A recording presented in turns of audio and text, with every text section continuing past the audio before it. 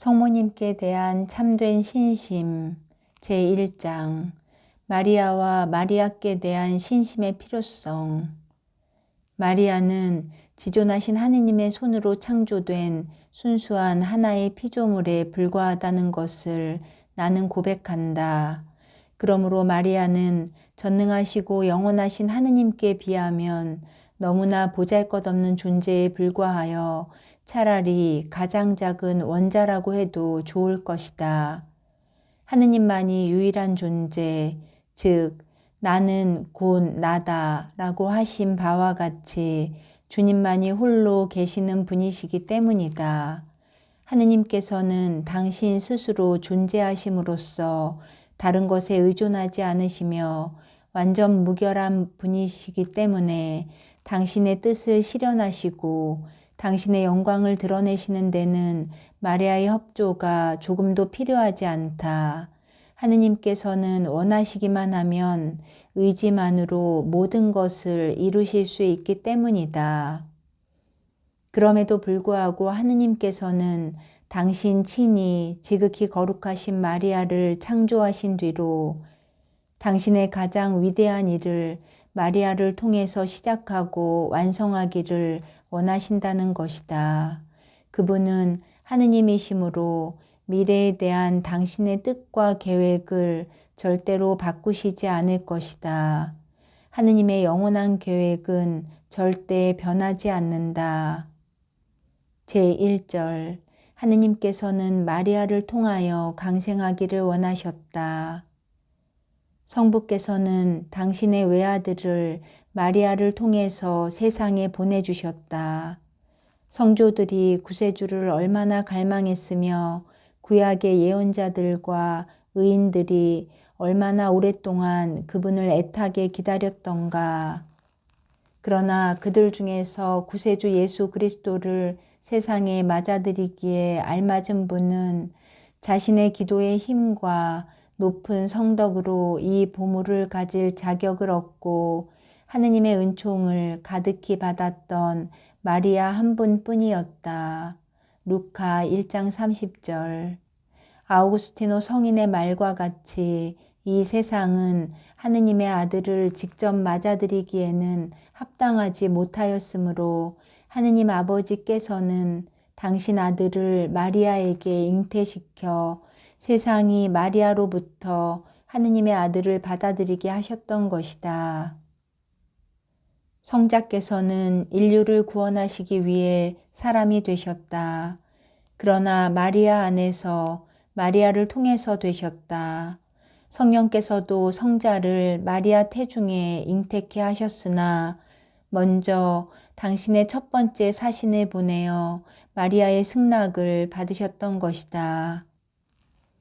성부께서는 단순한 피조물인 마리아를 구세주의 어머니로 선택하시고 당신 아들 예수 그리스도와 그리스도 신비체의 모든 지체들을 낳을 수 있는 풍성한 능력을 마리아에게 주셨다.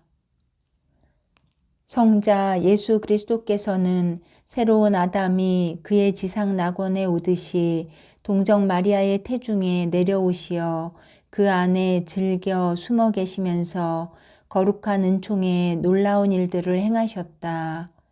사람이 되신 하느님께서는 마리아의 태중에 있으면서도 자유를 누리셨고 그 나이 어린 처녀에게 당신을 가지게 하심으로 당신의 권능을 발휘하셨으며 성부와 당신의 영화를 지상의 모든 인간들에게는 감추시고 오직 마리아에게만 알리심으로써 당신과 성부의 영광을 드러내셨다. 또한 그분은 당신의 잉태, 탄생, 성전의 봉헌, 30년간의 숨은 생활을 통해서 그리고 예전에 하느님의 뜻에 따라 아브라함이 이삭을 재혼하셨음과 같이 마리아의 동의로 영원하신 성부께 재혼되기 위하여 마리아가 지켜보게 된 당신의 죽음에 이르기까지 사랑하올 동정 마리아에게 순종함으로써 당신의 완전성과 존엄성을 드러내셨다.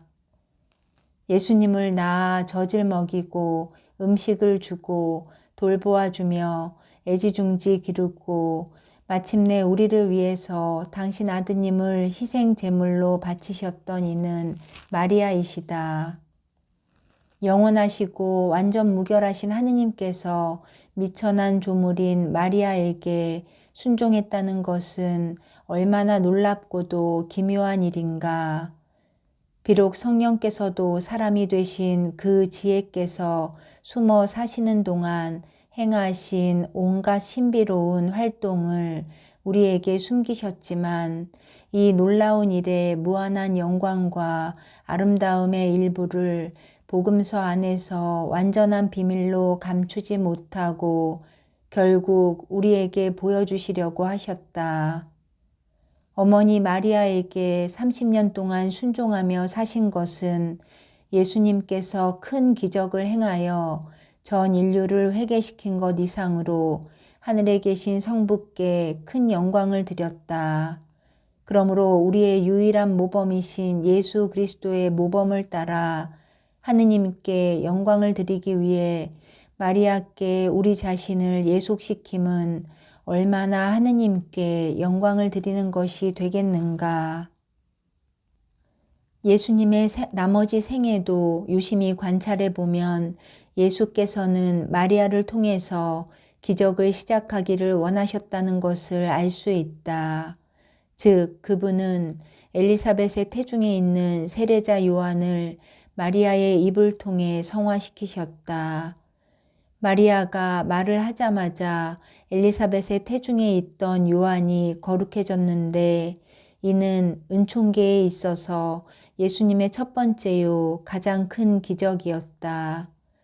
또 카나의 혼인잔치에서 예수께서는 마리아의 겸손한 청을 받아들여 물을 포도주가 되게 하셨는데 이는 자연계에 있어서의 예수님의 첫 번째 기적이었다.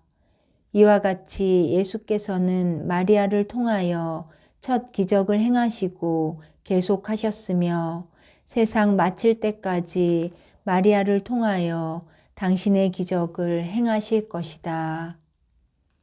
성부께서는 성자를 낳고 성부와 성자에게서 발하시는 성령께서는 하느님 안에서 또 다른 위격을 지닌 천주 위를 낳는 생산 능력을 발휘하지 않으시고 그분의 정배가 된 마리아 안에서 비로소 풍성한 생산 능력을 발휘하셨다. 성령께서 그분의 최대의 역사, 즉 하느님이 사람이 되게 하신 것은 또 세상 마칠 때까지 날마다 하느님의 선택된 자와 그리스도를 머리로 하는 그 지체들을 계속 낳으시는 것은 마리아와 더불어 마리아 안에서이다. 그러므로 성령께서는 어떤 영혼 안에 당신과 떨어질 수 없는 충실한 정배 마리아가 있다는 것을 발견하면 그 영혼 안에 예수 그리스도를, 예수 그리스도 안에 그 영혼을 낳기 위하여 더욱 많고 더욱 훌륭한 활동을 그 영혼 안에서 하신다. 이는 성령께서 참된 생산 능력을 가지지 못했으므로 마리아가 그 능력을 성령께 드렸다는 것이 아니다. 성령 역시 하느님이시므로 성부와 성자와 조금도 다름없이 생산력이나 창조력을 가지고 계시기 때문이다. 내가 여기서 말하고자 하는 것은 남의 도움을 빌리지 않고 당신의 힘으로 무엇이든지 이룰 수 있는 성령이셨지만 마리아를 통하여 마리아 안에서 예수 그리스도와 그분의 지체들을 낳으심으로써 당신의 생산 능력을 발휘하셨다는 사실이다.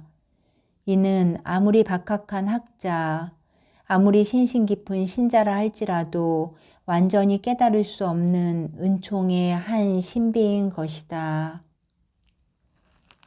제2절 하느님께서는 마리아를 통하여 영혼들을 구원하기를 원하신다. 삼위일체이신 하느님께서는 예수 그리스도의 강생과 첫 번째 오심에서 보여주셨던 그와 같은 방법으로, 그러나 우리 눈으로는 볼 수 없는 방법으로 매일 거룩한 교회 안에서 역사하시며 그리스도의 재림으로 세상이 끝날 때까지 그처럼 역사하실 것이다. 성부께서 모든 물을 한 곳에 모으시어 바다라고 부르신 것처럼 그분은 모든 은총을 한 곳에 모으시어 마리아라고 부르셨다. 위대하신 하느님께서는 빛나고 아름답고 귀중한 모든 것, 심지어 하느님의 외아들까지도 담고 있는 풍성한 보물 창고를 가지고 계시는데 그것이 바로 마리아이시다. 그래서 성인들은 마리아를 두고 우리 모든 인간이 풍성한 보화를 나누어 가질 수 있는 하느님의 보고라고 부른다. 성자께서는 당신의 삶과 죽음으로써 얻은 무한한 공로와 놀라운 성덕을 모두 당신의 어머니 마리아에게 넘겨주셨고 또 성부로부터 받은 모든 유산을 마리아가 관리하고 나누어 주도록 맡기셨으며 마리아를 통하여 당신의 공로와 성덕과 은총들을 당신의 지체인 모든 사람들에게 나누어 주신다. 예수께서 당신의 자비를 잔잔하고 풍성하게 쏟아 흘려 보내주시는 통로이면서 신비스러운 운하이신 분은 바로 마리아이시다. 성령께서는 당신의 충실한 정배이신 마리아에게 말할 수 없이 놀라운 선물들을 맡겨주셨고 마리아를 당신이 가지고 있는 모든 것을 나누어 주는 분배자로 선택하셨으므로 마리아는 성령의 이 모든 선물과 은총을 당신이 원하는 사람에게 원하는 때에 원하는 만큼 또 원하는 방법대로 나누어 주신다. 그러므로 천상 선물이 마리아의 손을 거치지 않고 사람들에게 주어지는 것이라고는 하나도 없다. 이것은 우리가 모든 것을 마리아를 통해서 받게 되기를 원하신 하느님의 뜻이기 때문이며 또한 이는 당신의 전 생애를 통해서 깊은 겸손으로 자신을 하느님 대전에서 아주 무가치한 존재로 미천하게 생각하고 자신을 감추셨던 마리아를 전능하신 하느님께서 특별히 드러높이시고 부유하게 하셨으며 영광되게 해주셨기 때문이다. 이것은 우리 교회와 교부들의 의견이다. 만일 내가 오늘날의 지식인들에게 내 신심을 전하려고 했다면 나는 성서 안에서 그리고 교부들의 라틴어 구절들을 인용하고 부활의 신부님의 성모님의 세계의 왕관이라는 저서에서 뽑아 구체적으로 그 근거를 제시했을 것이다. 그러나 나는 지금 지식인들보다도 착한 뜻을 가진 가난하고 단순한 사람들에게 내 신심을 전하고자 한다. 이들은 대개 그들보다 신앙심이 더 깊어 내가 뜻하는 신심을 아주 쉽게 수용하고 더 많은 공로를 쌓는다. 그들에게는 진리를 설명하는 것만으로도 충분하기 때문에 새삼 이해할 수 없는 라틴어 구절을 인용하느라 머뭇거리고 싶지는 않다.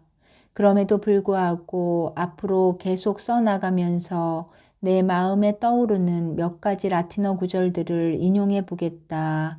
그러나 굳이 찾으려 노력은 하지 않겠다.